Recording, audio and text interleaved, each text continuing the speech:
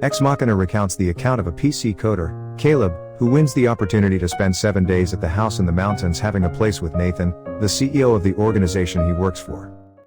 Caleb is transported into the center of a hold claimed by Nathan and is then passed on to advance by walking through the forest to the house. When he shows up at the house, Caleb is welcomed by a robotized framework that issues him with a vital card and allows him to enter the property. Caleb is at first going out confounded, however, in the end, observes Nathan working out. Nathan shows Caleb around and afterward lets him know that the key card will just open specific entryways in the office, before making him sign the mother of all NDAs. Nathan claims that he needs Caleb to regard him as a companion, however, their relationship is abnormal and tense. Soon thereafter, Nathan acquaints Caleb with his analysis and says he needs Caleb to go through the following week playing out a live Turing test. The subject is a completely humanoid man-made brainpower called Ava. She has a face, hands, and feet of tissue. However, the remainder of her body is obviously that of a cyborg/robot/android.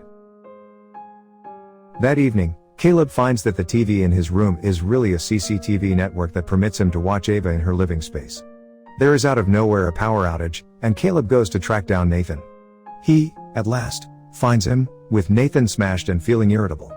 Nathan says that the power cuts occur consistently and that he is investigating it. The following morning Caleb is awoken by Kyoko, a Japanese young lady who doesn't talk or draw in with him in any capacity. He later discovers that she doesn't communicate in English since it permits Nathan to discuss work and not be worried about data spilling. Caleb meets with Ava again and she begins to play with him. There is a power cut and Ava out of nowhere cautions Caleb not to trust Nathan. We before long discover that it is Ava who has been setting off these power outages. That evening Nathan is harmful to Kyoko when she spills some wine on Caleb. As Caleb and Ava hang out, the two structure a bond which tops with Ava dressing in garments to show up more human to Caleb.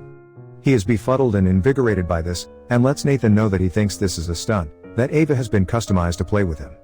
An angered Nathan yells at Caleb and afterward shows him his lab where Ava was made, disclosing to him how her psyche works and that he has been utilizing his own product to plan the faces, voices, and propensities for the total populace to fabricate a completely self-developing mind.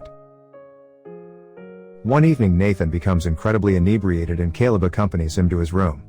There he sees a few cabinets and can get a brief look at Nathan's perception room.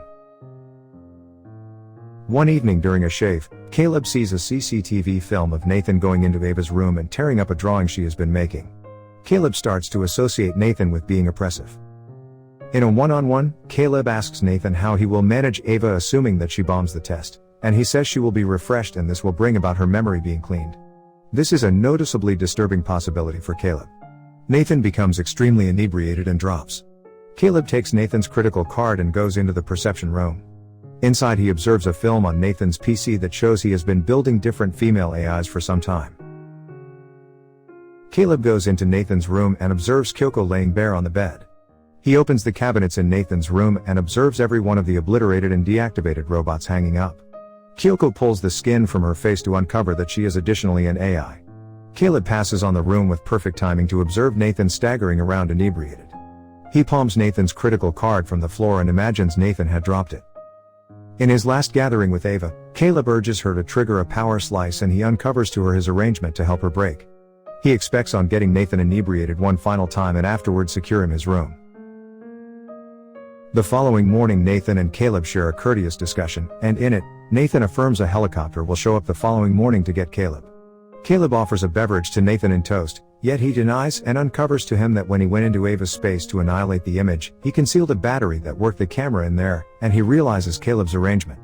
Nathan concedes to Ava being outfitted towards Caleb's longings in light of data taken from his weblook, and so on. Nathan tells Caleb that Ava isn't infatuated with him, that she is utilizing him. He commands this as affirmation that she is a genuine AI, considering the test a triumph. There is a shutdown and Caleb says he had effectively set his strategy in motion when he took Nathan's keycard, and that during lockdown the framework had been redirected to open each entryway. Nathan thumps Caleb oblivious and passes on to kill Ava. Ava and Kyoko share a mysterious discussion. Ava then, at that point, assaults Nathan and Nathan fights back by obliterating Ava's hand. As he hauls Ava back to her room, Kyoko betrays Nathan with a sushi blade.